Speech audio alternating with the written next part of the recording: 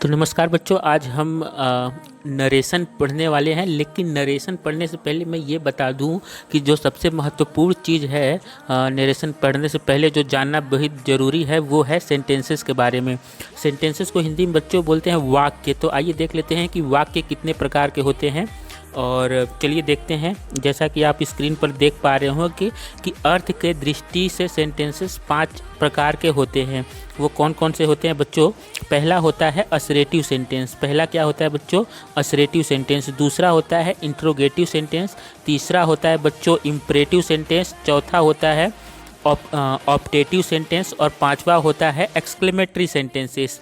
तो चलिए अब इनको विस्तार पूर्वक पढ़ लेते हैं, देख लेते हैं कि आखिर ये क्या क्या होते हैं।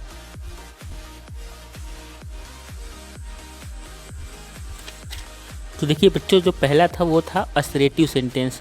तो ये असरेटिव सेंटेंस आखिर होता क्या है, आइए देखते हैं। तो जो पहला आपका डिफिनेशन है, the sentence which express yes और नो सेंस। तो बच्चों इस सेंटेंस से क्या पता चलता है? या तो हाँ का पता चलता है या तो न का पता चलता है, यानी कि किसी काम के होने का हाँ या नहीं में पता चलता है। तो आइए देखते हैं वह सेंटेंस जिससे हाँ या नहीं का बोध होता है, जो असरेटिव सेंटेंस कहलाते हैं। ठीक है बच्चों, असरेटिव जो सेंटेंस होता है वो 2 प्रकार के होते हैं। पहला होता है अफर्मेटिव सेंटेंस और दूसरा होता है निगेटिव सेंटेंस। तो ध्यान दीजिए, असरेटिव सेंटेंस को हम लोग क्या कह सकते हैं बच्चों? इसको सिंपल सेंटेंस भी कह सकते हैं। तो असरेटिव सेंटेंस क्या होता है बच्चों? ये 2 प्रकार के होते हैं, अफर्मेटिव और निगेटिव सेंटेंस। तो ध्यान दीजिएगा कि जो अफर्मेटिव सेंटेंस होता है इससे हाँ का बोध होता है, यानी कि किसी काम में निगेटिविटी नहीं दिखाई देगी, एकदम सीधा सीधा सिंपल सा सेंटेंस रहेगा। जैसे कि ही इज़ अ स्टूडेंट, वह एक विद्यार्थी है। इसमें देखिए किसी भी प्रकार का कोई कुछ नहीं है, तो इसको हम कह सकते हैं कि ये एक क्या है, अफर्मेटिव सेंटेंस है या असरेटिव सेंटेंस है। असरेटिव सेंटेंस का ही भाग होता है अफर्मेटिव सेंटेंस। अब जो दूसरा होता है बच्चों वो होता है निगेटिव सेंटेंस। इसमें क्या होता है? इसमें नहीं का बोध होता है, यानी वो सारे चीज़ें, इसको नकारात्मक वाक्य भी बोलते हैं। जैसे she is not a good girl, यानी देखिए इसमें नॉट आ जाएगा। सीधे सीधे आपको ये ध्यान रखना है कि जिस चीज़ में नॉट आ जाए, ठीक है ना, इस चीज़ को, नॉट को ध्यान दीजिए, तो वो क्या हो जाएगा? नेगेटिव सेंटेंस हो जाएगा। नॉट का मतलब होता है नहीं, और ऐसा सेंटेंस जिससे नहीं होने का बोध होता हो तो उसको क्या बोलेंगे? निगेटिव सेंटेंस बोलते हैं।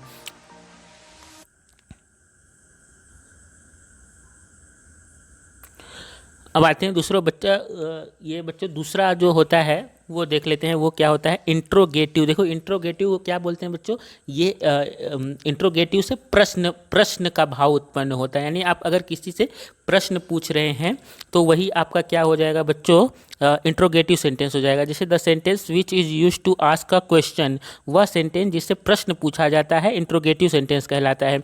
जैसे कि हाउ आर यू, आप कैसे हैं, या कुछ भी आप कुछ भी प्रश्न पूछ रहे हैं। जैसे कि आर यू टॉल, क्या तुम ये बहुत लंबे हो? तो यस आई एम टॉल, हाँ मैं बहुत लंबा हूँ। अगर मैं देखिए आर यू टॉल जो वर्ड है वो क्या है कि क्या आप लंबे हैं? तो हाँ, अगर मैं उत्तर दे रहा हूँ यस आई एम टॉल, तो देखिए यस आई एम टॉल क्या हो जाएगा? असरेटिव सेंटेंस हो जाएगा। जबकि आर यू टॉल एक क्या हो जाएगा बच्चों? इंट्रोगेटिव सेंटेंस, यानी कि कोई भी जिसमें प्रश्न पूछा जा रहा है जो भी वाक्य में, तो वही इंट्रोगेटिव सेंटेंस हो जाता है। बहुत ईजी है, आगे देखते हैं। जो बच्चों तीसरा सेंटेंस होता है उसको बोलते हैं इम्परेटिव सेंटेंस। ठीक है बच्चों, इसको ध्यान से पढ़िएगा, ये बहुत ही महत्वपूर्ण है। ठीक है, the sentence which expresses order, advise, request या कमांड। ठीक है, वह सेंटेंस जिससे आज्ञा, सलाह, प्रार्थना आदि का बोध होता है। एग्जाम्पल के लिए स्टैंड अप या सिट डाउन। चलिए इसको अच्छे से समझते हैं। तो वह सेंटेंस जिससे कि आज्ञा ना, आप किसी को क्या कर रहे हैं? आज्ञा दे रहे हैं, यानी कि ऑर्डर दे रहे हैं कि तुम ऐसा करो, या एडवाइस यानी कि सलाह दे रहे हैं कि बेटा ये कर लो वो कर लो, ऐसे करके सलाह देते हैं ना, तो वो सारे ही चीज़ें क्या होती है? इम्परेटिव सेंटेंसेस होती हैं।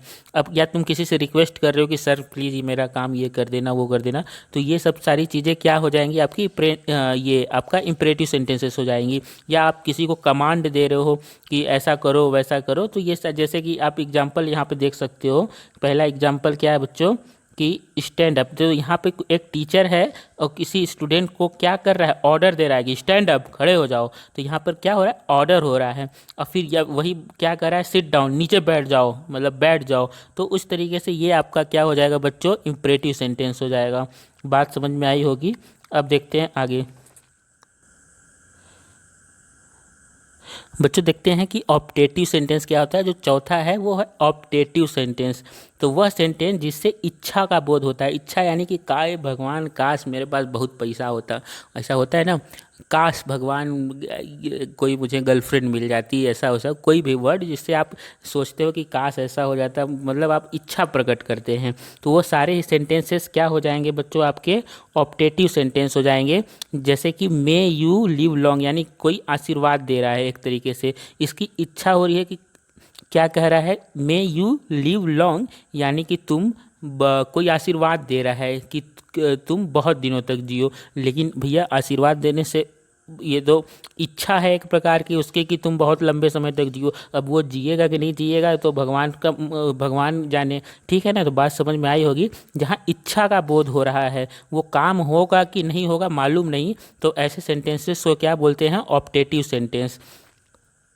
अब लास्ट बच्चों क्या है आपका, ये है आपका बच्चों एक्सक्लेमेटरी सेंटेंस। ये ध्यान से पढ़िएगा, बहुत आसान भी है। वह सेंटेंस जिससे मानसिक भावनाओं जैसे कि सुख का, दुख का, आश्चर्य का, संदेह का, प्रशंसा का, आशा का आदि का बोध होता है, तो उसे ही क्या कहते हैं, एक्सक्लेमेटरी सेंटेंसेस कहते हैं।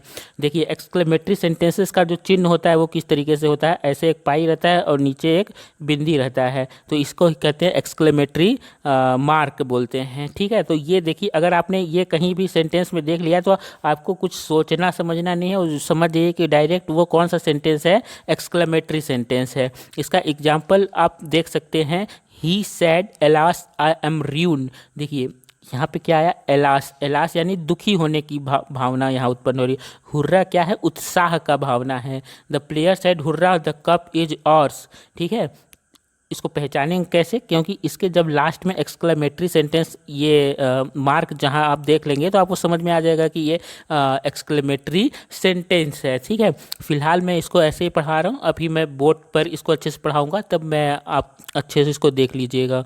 ठीक है, मिलते हैं, धन्यवाद, मिलते हैं नेक्स्ट वीडियो में।